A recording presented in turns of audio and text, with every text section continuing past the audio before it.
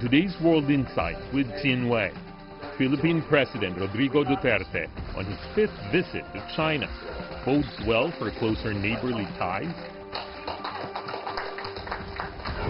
And the U.S. Space Command launched. Amid global security concerns, could it spark a space race?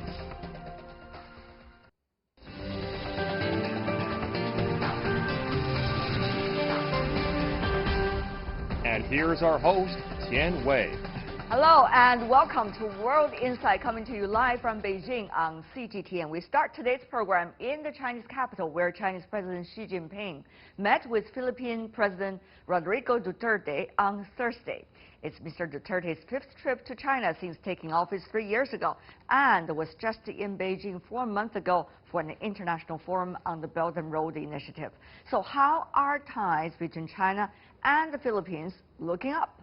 Before we get down to a discussion with our panelists, take a look at the meeting between Chinese President and the Filipino counterpart. China and the Philippines on track for closer neighborly relations. After meeting with his Philippine counterpart Rodrigo Duterte in Beijing on Thursday, Chinese President Xi Jinping said despite international and regional uncertainties, further China-Philippine cooperation will make a positive contribution to regional stability. Ties between Beijing and Manila had some twists and turns back in 2016 over the South China Sea. But under President Xi and Mr. Duterte's guidance, the two countries have chosen to take a friendlier approach and return to communication and cooperation. China became the Philippines' largest trading partner and has retained the position ever since. The two partners have also been actively seeking to synergize their development plans, the Belt and Road Initiative, and the Build program. President Xi's state visit to Manila in 2018, the first for a Chinese head of state in 13 years. The Philippines is a major non-NATO ally of the United States. Mr. Duterte has yet to make a trip to the White House. On his 5th visit to China, the Philippine president is walking a tightrope between the two world powers, which are engulfed in a trade war.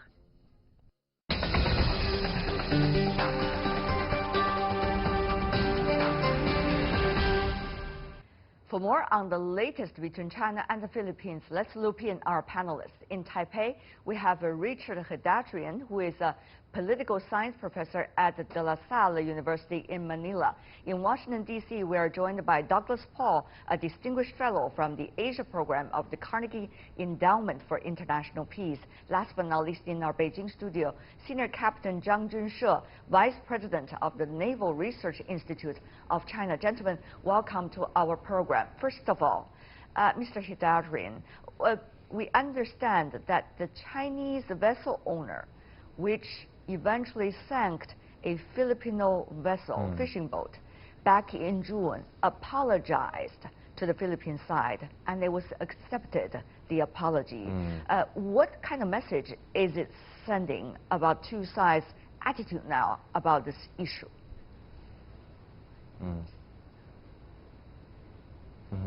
Well, as far as the Philippine-China relationship is concerned, we're looking at the two-level interaction. As far as the Philippine government and President Duterte's relationship with Beijing is concerned, it's, I think, the golden age of bilateral relationship. And in the span of 3 years, you and I have been discussing this relationship for the span of 3 years. We went from a toxic bilateral relationship to one of the friendliest relationships in this part of the world. And the Philippines is not only a major non-NATO ally of the U.S., it's also the country coordinator for ASEAN and China. So it occupies a very important role. So to have the Philippines on the side of China broadly, as far as President Duterte is concerned, is a positive thing. But as far as the public opinion is concerned in the Philippines, there has been some backsliding. If you look at the SWS survey in the Philippines the other month, China's approval ratings actually went down in the Philippines. And more Filipinos are asking the president to take a tougher line, including some of his top defense officials, Defense Secretary Lorenzana and National Security Advisor Esperon. So we have this two-level game going on there, and this is the complexity that we have to take into consideration. And as a result of that, Mr. Zhang, Senior Captain, what does that, which is now termed by the Filipino side as little maritime incident, mean to the bilateral relations? Obviously, it seems that things have smoothed up recently. Well, I think that means the fishing incident between two countries, not only between China and the Philippines, I think also between other countries, the Philippines and Vietnamese and other fishing boats often have some accidents at sea. I think the two sides have taken an appropriate attitude toward this accident. I think this is not intended to be hostile to the Philippines. We also joined by Mr. Paul from the United States, even though this is a bilateral talk between China and the Philippines, but as an ally of the Philippines, the United States, how do you see the South China Sea issue is still relevant at all in the bilateral relations between China and the Philippines? And how is Washington looking at all the latest development, including this quite impressive state visit by the Philippine President to China? Well, I think the strategy, the Indo-Pacific strategy, remains the operational guidance for the present administration in Washington. And we saw on his most recent visit to the Philippines that Secretary of State Pompeo made clear, or reasserted for the first time in quite a while, that the South China Sea falls within the purview of the Mutual Defense Treaty between the U.S. and the Philippines. And so I think they're actively trying to stay engaged in the game and to try to provide some counterbalance to the growing weight in China's relationship with Manila. Mr. Hidarian, of course, we have seen the turn of policies since Mr. Duterte became the president 3 years ago.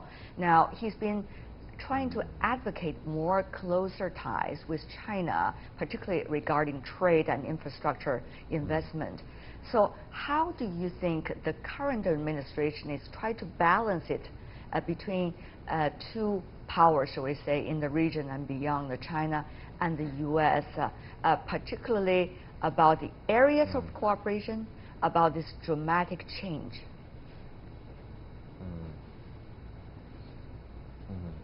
Well, the first thing we have to keep in mind is that President Rodrigo Duterte, in fact, introduced a revolutionary element in the Philippine foreign policy. For almost a century, our bilateral relationship with the U.S. was considered as sacred and sacrosanct. In fact, it was internalized that the Philippine foreign policy should be almost fully aligned with that of the United States, as if we are two countries under the same strategic umbrella. President Duterte actually ditched that kind of thinking, and the paradigm he has introduced is very much transactional, which is quite familiar also for Americans in the case of President Trump. So he reduced that almost sacred relationship to a transactional relationship. And as far as China is concerned, his position is very clear. China is a geographic reality, unlike the United States, which is a geopolitical reality that may not be here down the road. So therefore, for him, it's important that we engage China. The challenge right now for President Duterte is this.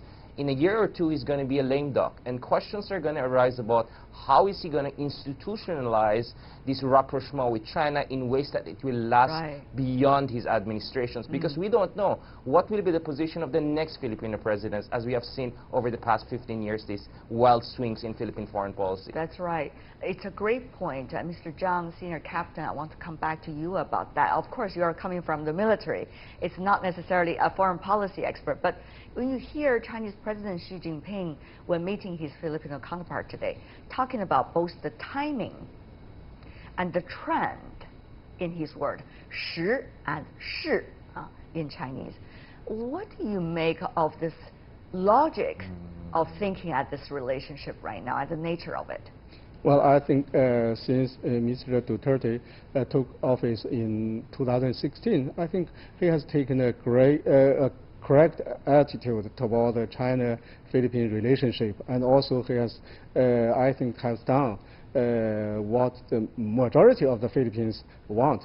Of course, there are some differences among the policies toward China and the United States inside the Philippines we have seen in the past several years.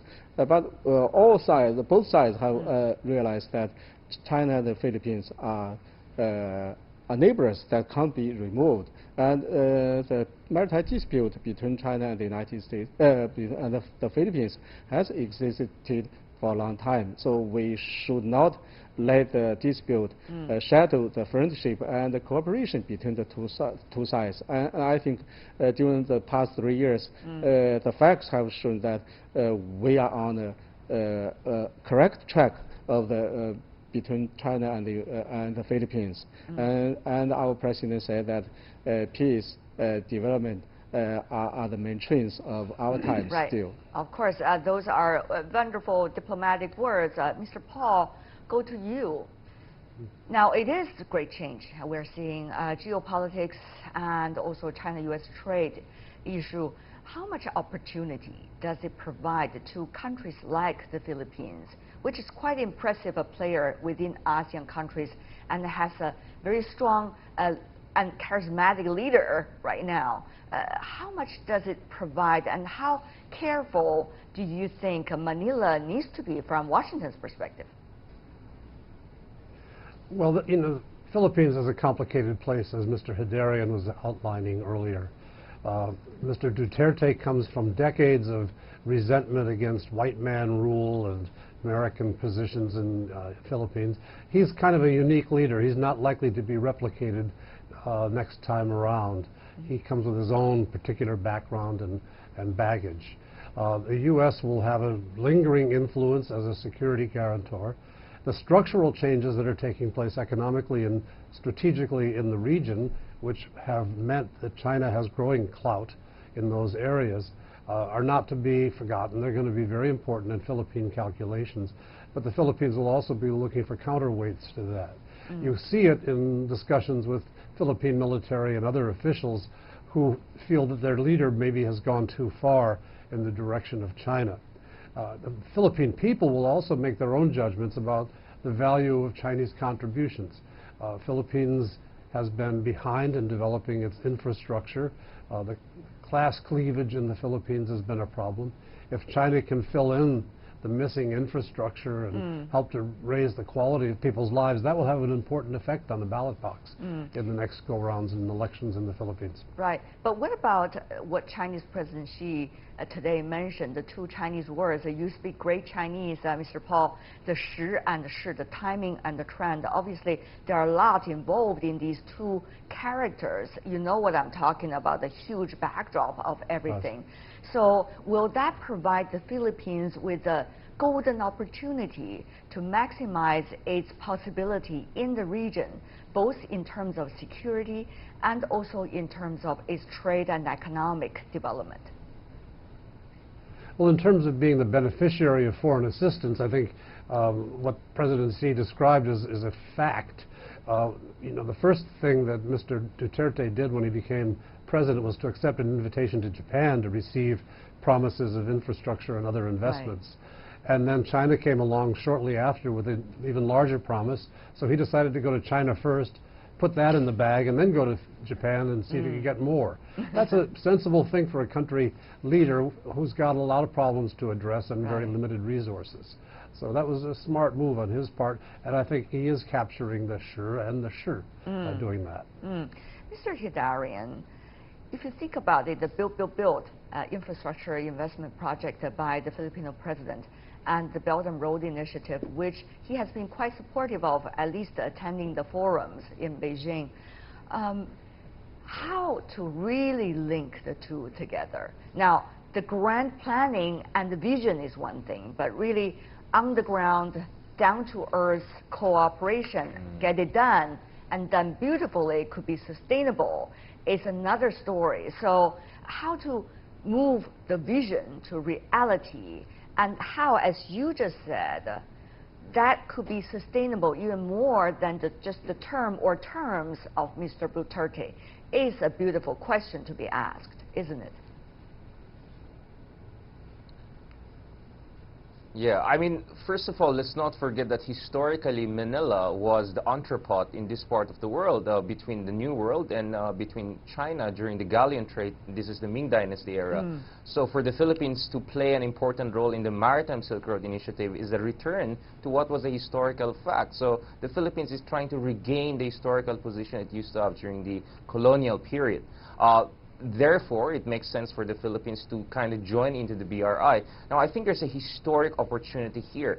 while at the same time President Duterte is a sui generis, he's very unique, I think he's also broken some barriers.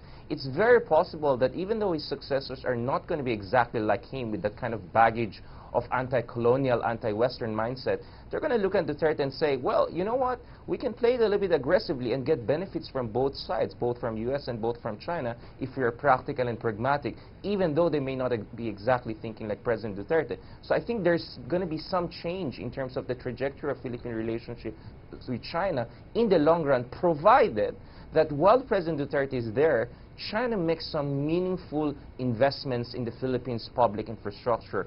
Back in 2016, there was $24 billion put on the table. There's a lot of private investments coming in from China. But as far as public infrastructure is concerned, much of the big infrastructure is actually driven by Japan and the Philippines. So China is not yet there. That's why this visit was very important, because President Duterte is saying, I have critics at home, but if you bring in good investments, I can keep them at bay, and we can lock in this rapprochement for the long run, even when I'm gone. I think that's why this trip is very, very important.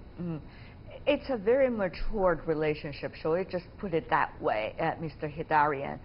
And also the fact that you see the manufacturing bases have been shifting from not only in China, but also to many other Southeastern Asian countries as well. Vietnam, of course, at the top of the list, but Philippines and others would also have a share.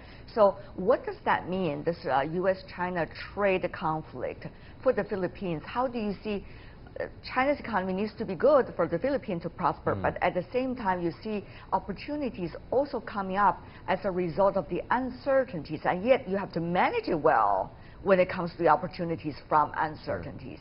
Mr. Hidarian. Yeah, I mean, I talk a lot to the major businesses in the Philippines and provide them advice, among other things. And the sense they have is that, you know, so far it has been a slight net positive for the Philippines. In fact, there has been a bump up in the Philippine exports in areas where China suffered some regression. Philippines is nowhere close to countries like Vietnam, who are benefiting a lot from relocation of manufacturing because of the trade war. But I think the worry in the Philippines is that if this escalation gets out of control, we pass a certain threshold, Philippines is going to get hurt, because on one hand the Philippines is getting more and more investment from China. On the other hand, US is a very important export partner. So we're going to get hit on both sides. Not to mention, trade war could actually escalate into more geopolitical confrontation, and we also do not want that. That's why actually President Duterte is a spokesman for peace, and he's calling on both sides to resolve these issues, which is a very important role that Duterte is also trying to take upon himself. It's not fair for any Southeast Asian countries, Philippines of course included, or any country being caught in crossfire in the so-called trade conflict between China and the United States. As senior captain, I think China recognizes that very well. But the question really is, how is China likely to work with these partners? In what new ways now with this big backdrop, Mr. Zhang? Well, we don't think we are trying to make the Philippines and other ASEAN countries to choose sides between China and the United States. I think Mr. Duterte has seized the trend of our times, that is peace, development, and cooperation. And first of all, peace, I think both sides realize that the maritime dispute between the two sides can't be settled in one day. And so we should seek for development. The development is a top priority for both countries. And also, the win-win cooperation is the best and the only way to develop our relationships.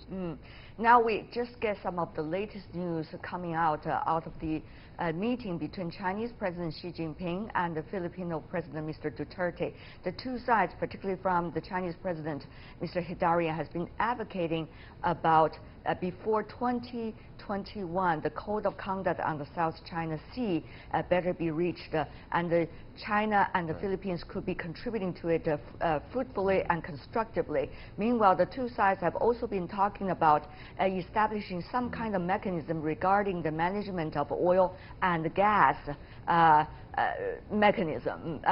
together with some of the other mechanisms of cooperation. Now, Mr. Hidarian, I do not have the exact word yet, but these are some of the messages coming out of the meeting. So what does all of this mean? Obviously, the two sides are working on some very specific stuff. Right. I think something important is happening here, and you have to see a parallel dynamics whereby on one hand, the Philippines is overseeing the negotiation of a potentially legally binding code of conduct by 2021.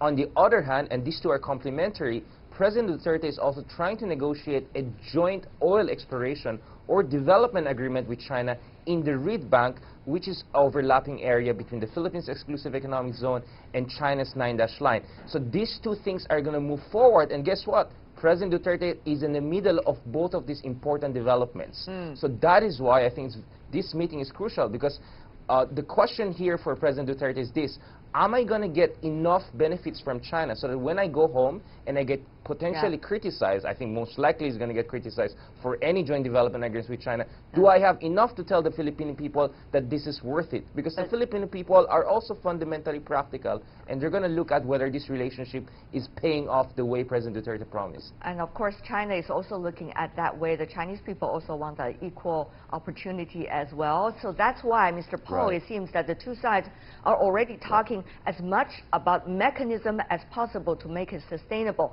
Now, earlier I mentioned about the code of the conduct in the South China Sea before 2021 or even earlier. That has been a wish coming from the Chinese president. Also mechanism regarding oil and gas, about a commission among governments between China and the Philippines, as well as a commission regarding the entrepreneurs and business communities from both sides. Mr. Paul, your quick reaction, since you know the region very well. Well, I think one of the things you can conclude from surveying the interaction between China and its many partners in the Belt and Road is the critical element is what the local partner does, what the rules are in each country. We've seen different results in Sri Lanka and Zimbabwe, Kenya, and elsewhere. And a lot is on the Philippines' shoulders to come in, avoid corruption, provide standards for operations that meet environmental and other concerns, and that also can be tested as to the balance of benefits to the Philippine people. So it really is it's about governance and agency on the part of the Manila authorities. Right. Mr. Zhang, Senior Captain, very encouraging. 2021 or even before that, as soon as possible. Those are the words coming from the Chinese president openly to the Filipino side and also to the international community about the code of conduct, South China Sea. Senior Captain Zhang, coming from the Chinese military, your reaction? Well, I think this shows that China and the Philippines and other ASEAN countries, including the claimants in the South China Sea disputes, all want to peacefully settle the disputes, and we want to maintain peace and stability in this region. And this is because we know that this peace is the precondition for development, and development is the top priority for all the governments in this region.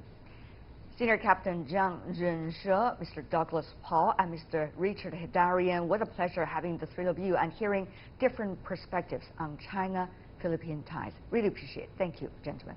Okay. You're watching World Insight with me, Tian Wei. Still to come on our live program. The U.S.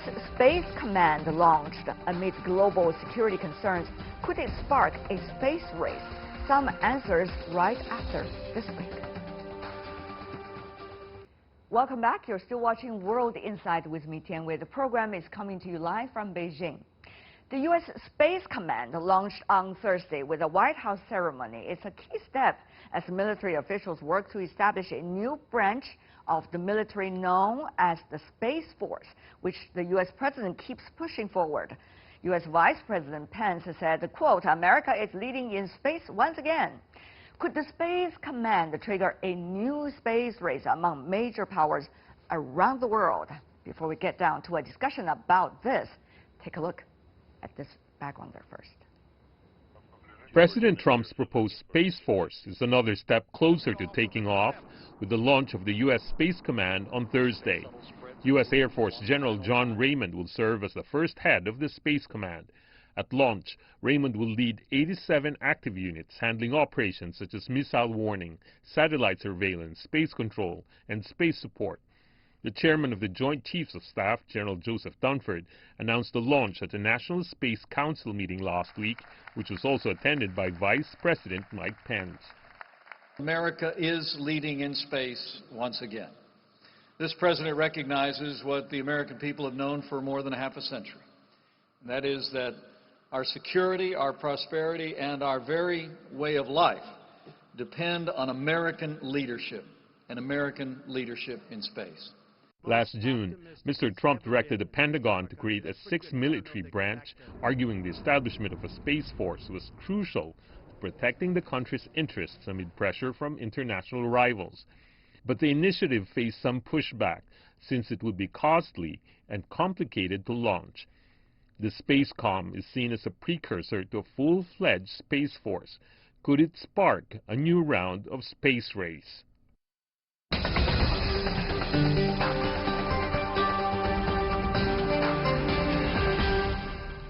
The U.S. Space Command, what does it mean for the final frontier, as they say? Let's loop in our guest, Washington, D.C., Dr. Brian Whedon, Director of the Program Planning of the Security World Foundation. In New Delhi, we have Deepankar Banerjee, Senior Strategic Consultant, former Director and Head of the Institute for Peace and Conflict Studies. Last but not least, once again, Senior Captain Zhang Zhenshe, Vice President of the Naval Research Institute of China. Gentlemen, the three of you are all in the security area. Let me ask you, Dr. Whedon, first. How should we understand the different opinions inside Washington about whether or not this should be significant, and what should be the potential of the so-called Space Force? Well, the Space Force and the Space Command are two answers to the question of how best to organize the part of the U.S. military that handles space. This has been a question that people in the U.S. have been debating for at least 20 years. And up until recently, the answer was that you would have the Air Force Space Command in charge of what we call the train, equip, and operate function. That is, training people and buying satellites and then operating those. And then U.S. Strategic Command would be the entity that would be in charge of the warfighting element of space. That's how it's existed for at least the last 10 years. What you see now is a debate to change that organization around, and the warfighting functions would shift from Strategic Command to the Space Command that's being stood up today. Right. And there's also a separate push to move the operate, train, equip function from the Air Force Space Command to a Space Force. And that's related, but they're a little bit different. Yeah, of course, when you have that change, Dr. Whedon, without thinking about geopolitics or the future of so-called Star Wars or not, even the politics within the military, what does that mean when you have such a huge change? It seems directional change and also division of labor kind of change. Well, in some ways it is a big change. In some ways it is not as big. Explain. So from an organizational standpoint, as of tomorrow, things are not going to have changed a whole lot. We're still going to have essentially the same people doing the same jobs. They just wear a different patch and they may report to a different person. The big change could come in the future. And this is an ongoing debate that links back to your question about the geopolitics.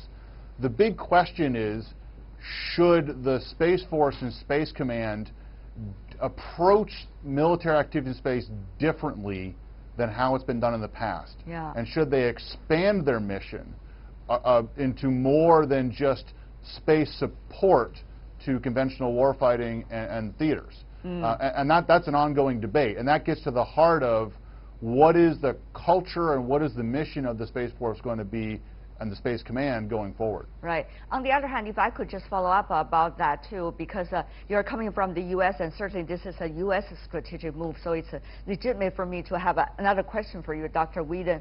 That is, people are worried because NASA, for the past decades, have been a symbol of how civilians could be involved in the space exploration and to see the common ground of space development for all in the world. But now people are worried whether there's going to be a militarization, whether it's about NASA or a space development potential in the United States. Mm-hmm. Yep. No, and I can understand that worry because there's been a lot of confusion from some of the politicians and from some of the media reporting on this. The plan is that NASA is not going to be involved in the Space Command or Space Force. I see. It's going to continue to be a separate entity, and it's going to focus on civil uses of space, exploration, science.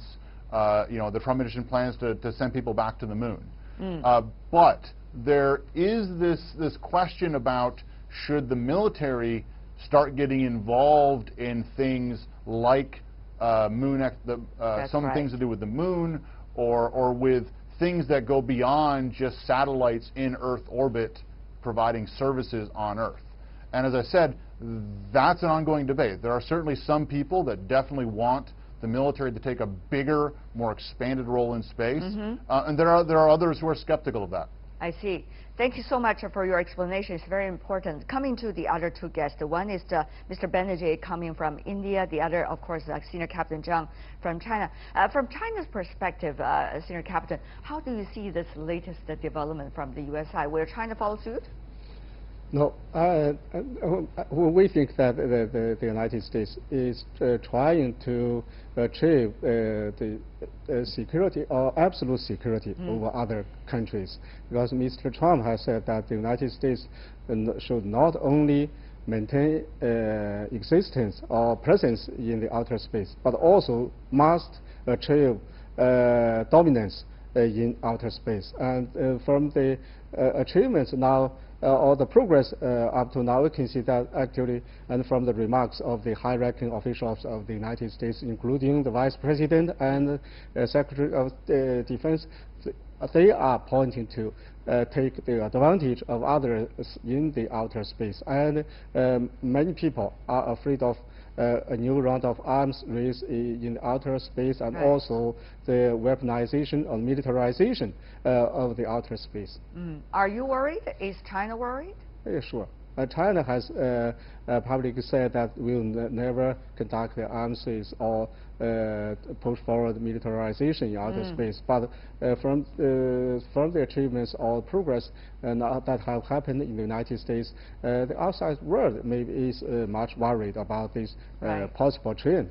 Mr. Banerjee, coming from Indians' perspective, of course you have seen the history in which the so-called Star Wars scheme, in a way, has put off balance the potential of the United States and the former Soviet Union in the Cold War days. Now, we see some similar attempts coming from the U.S. in a very different context now. Mr. Banerjee, as an emerging economy and as India also exploring the outer space development, what do you make of the latest?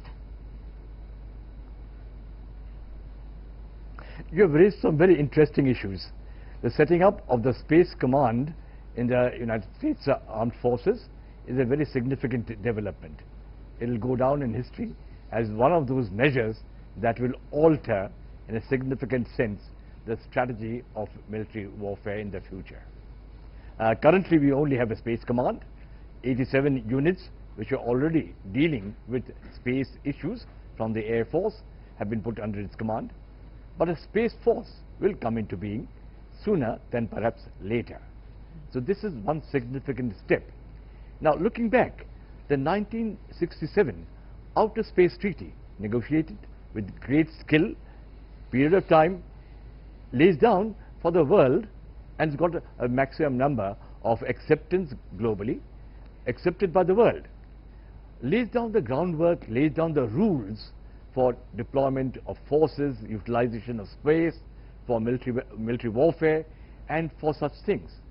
One significant element of that was that outer space under that treaty prohibits the deployment of weapons of mass destruction in space. So the trend towards demilitarization of the space is perhaps it's being turned now, and we'll see greater competition, greater attempts at militarizing outer space and the space capabilities for the purpose of furthering military interests. Very so interesting. This is an important step, pointing us perhaps to that direction. And Mr. Banerjee, are you worried a revisit of history from your perspective, given your rich knowledge of history so far, sir? In a sense, I think technologically one would perhaps have to accept that technological advancement was leading us in this direction. And so in that sense, the Outer Space Treaty was an attempt to legitimize, legalize, and control that element. I think we must not forget that objective. So notwithstanding, the Space Force, under the Space Command, there will, of course, let there be no doubt, other countries, whatever the resources, lesser, much lesser amount and extent than the United States, will approach in a similar manner and look at how they will also, to their limited capability and competence, adopt those ways. I see. So we will be seeing the beginning of an arms race in outer space. Dr. Whedon, I guess Mr. Banerjee's point is well articulated. That is, there is concern that at the time when some of the multilateral platforms are not being respected by some important members of the international community, how a current apparent possibility for arms race in the outer space could be destructive to us all. So, Dr. Whedon, how do you look at the issue right now, particularly given the force and the command just being established?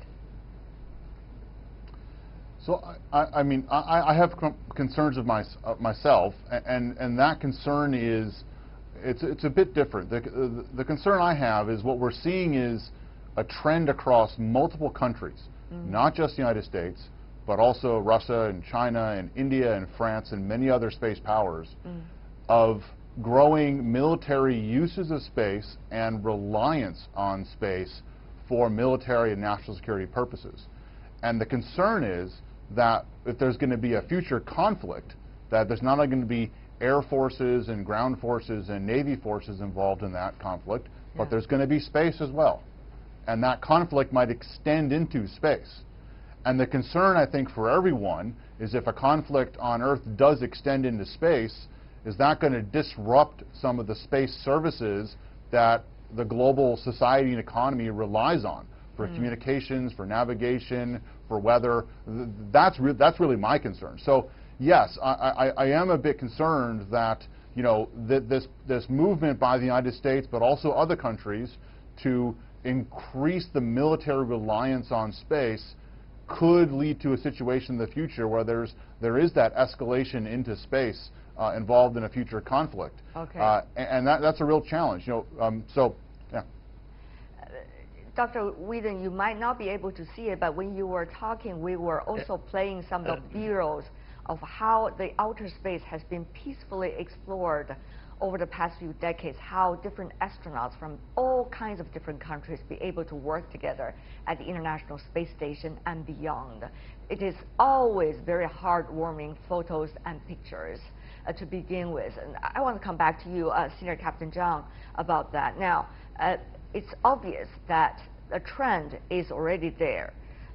Is there anything that the parties could do to bring back any destructive possibilities of the current direction? Senior Captain Zhang. Well, I think the establishment of the Space Command by the United States reminds people of the old Space Command, which was established in 1985 by the Reagan administration. At that time, the Space Command was used as a tool to develop the so-called Star Wars plan. Yeah. So now many people are really worried about the real intention of the United States, because from the public words or statements from the U.S. side that they are achieving the supremacy or dominance in the outer space. And also people are afraid that in the future the United States will use space assets to attack other countries' space assets, including the internet. And in the future, we are afraid that the United States will use their space assets to attack other countries, the targets on the ground. So I think the best way is the cooperation between all the countries, among all the countries for peaceful use of the outer space. Senior Captain Zhang Zhenshe, Deepankar Banerjee from India, and Brian Whedon coming from the U.S. Thank you so much, gentlemen, helping us to understand more about what exactly is the real nature of this latest development. Really appreciate it. Thank you. That's all the time we have for today. If you'd like to see more, try to find us World Insight CGTN into your search engine. Check out our YouTube channel. Also follow us on Twitter, Facebook, Sina Weibo. From me, Tian Wei, and everyone on the World Insight team, thanks for watching. Tune in again next time for more insights across China and around the world. Good night.